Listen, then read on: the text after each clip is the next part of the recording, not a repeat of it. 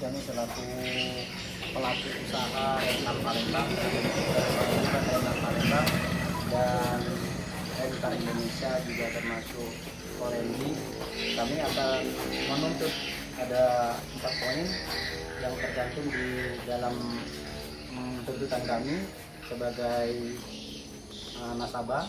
Yang pertama itu meminta pihak leasing yang ada di Palembang untuk dapat mengabulkan permohonan kami terkait pidato Presiden tentang efek COVID-19 mengenai angsuran dan pembayaran angsuran kredit mobil selama 3 bulan tanpa membayar pokok dan bunga.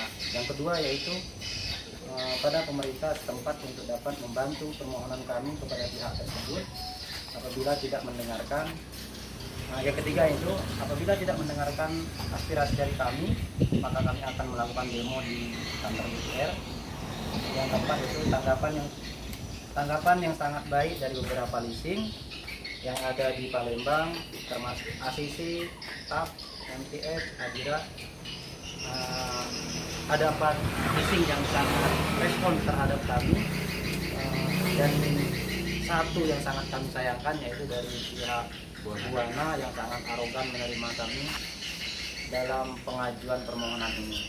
Padahal kami cuma menyampaikan aspirasi kami bahwa kami ini kesulitan dalam membayar kredit ini karena sama sekali 100% kami tidak mendapatkan penghasilan dari mobil yang kami jadi usaha di Palembang.